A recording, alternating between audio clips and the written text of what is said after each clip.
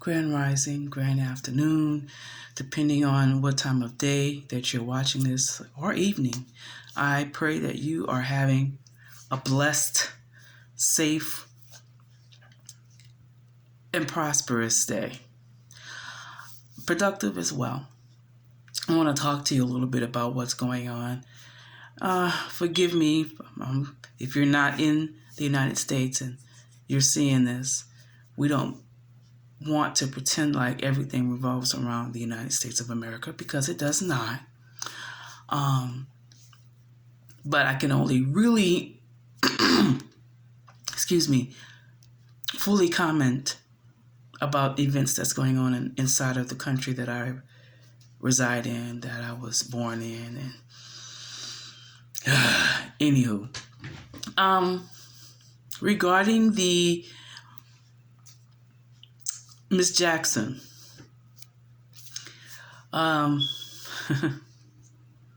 that's something. I have not watched any of the proceedings, the live recordings, the questionings, or what have you, of this lady. I don't know anything about this lady except what may pop up on my news feed, on my social media accounts. But from what I've heard and what I have seen, I've pretty much been appalled. Number one, between the exchange between her and Cory Booker, left a really bad aftertaste in my mouth. It just reminded me of how we as a people are always begging to sit at the table. Always begging. Oh, Master gonna finally let us sit at the table. Girl, you better dress up. And Master then already went into her and ripped into her and criticized her for something she did wrong publicly and humiliated her. But instead of her saying, I'm not taking this, I'm leaving. I don't need to sit at this table. I don't need to be disrespected in this manner. I have paid for my education. I am an educated Black woman. And I have presided over many court proceedings. Instead of her doing that, she just sat there and let Mr. Booker play on her emotions. Said, you got this, sister. God's got you. Hang in there. I know they're lynching you publicly, sis, but you can do it. We need you here. We need you at this table, sis. I know that what they're doing to you is wrong. I know that it's racist as hell. Yes, I said hell.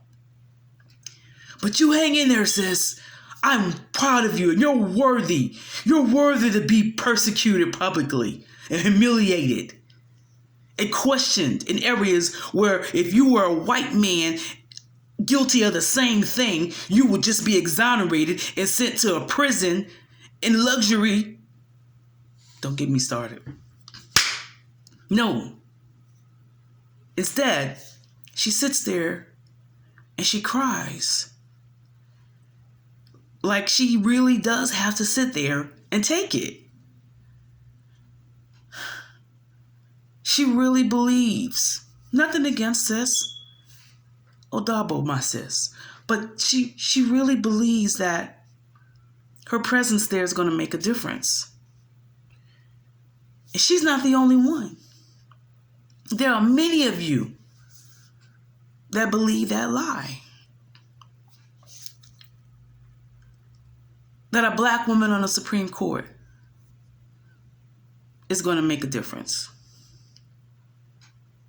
Just like a Black woman in the White House has made a difference, right?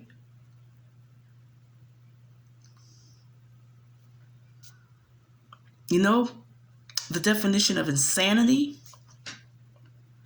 is doing the same thing. Not just slipping up one time and doing it, but doing the same thing over and over and over and over again. And every time expecting a different result. Every 4 years, every 2 years, every 8 years, our people sit there Maybe we'll get a seat at the table this time. Maybe we'll get elected this time. Selected. And even if you are righteously elected, they already have the check wrote out for you so that they can buy you off. Because they know you can be bought by the highest bidder.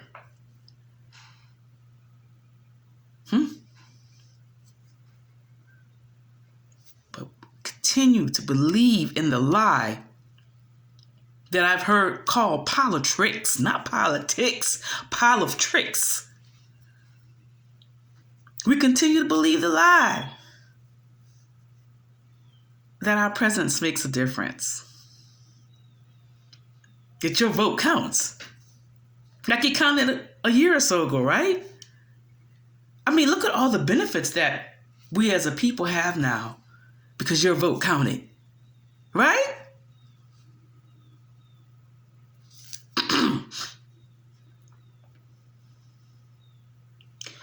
Once my people get it in their collective minds, in their soul,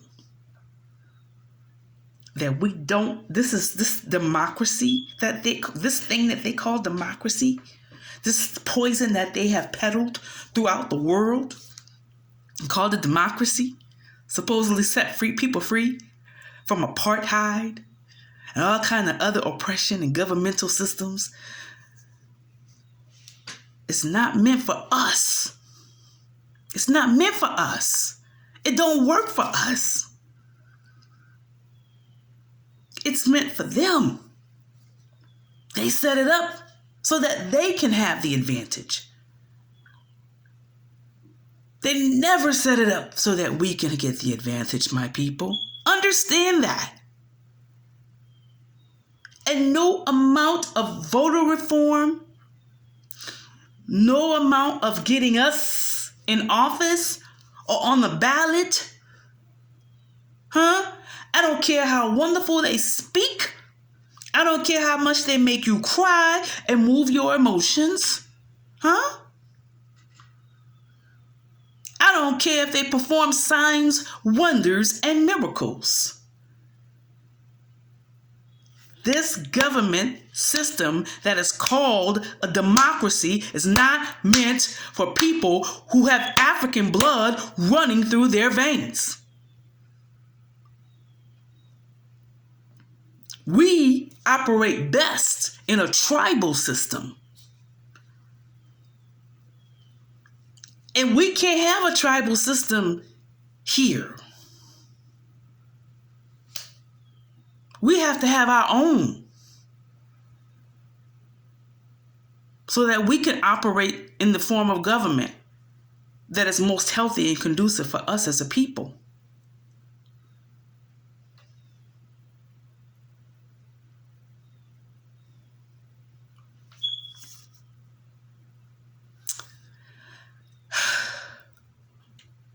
Stop humiliating yourselves. Please. Stop humiliating yourselves and your people by begging them to continue to sit at their filthy tables full of vomit and money that's losing its value every second.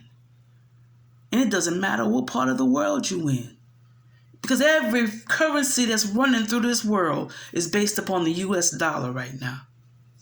And guess what the U.S. dollar is doing right now? It's going to happen. It's happening.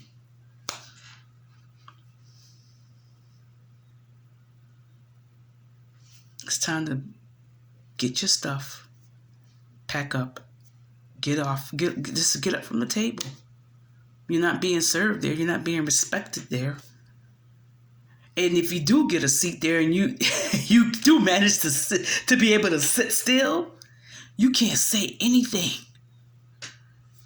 You can't say what it means to be a woman. That means you was born with some eggs in a vajayjay. That's what a woman is. No hate.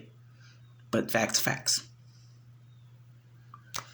As a judge on a potential judge on the Supreme Court cannot say, hey, I'm a woman because I was born female.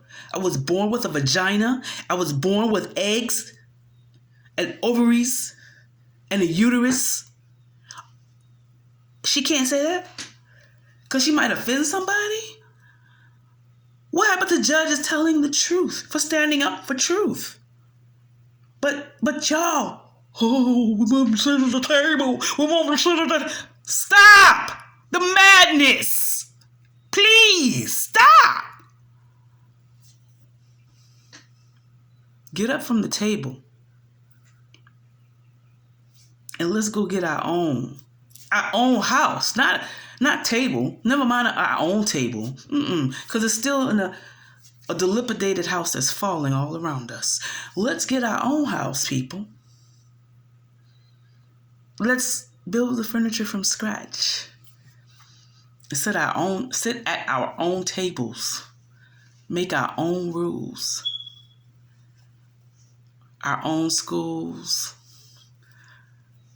Reestablish our own political systems that work for us. Our own educational system so that our children can maximize their potential.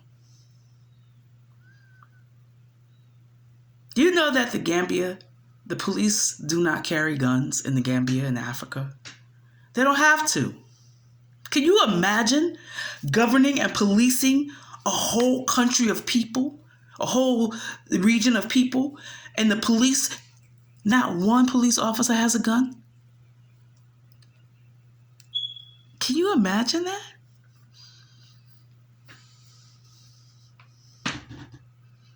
We can have that, y'all. But we got to say we are tired of this foolishness. This house is run down and raggedy, and nobody's taking care of this house.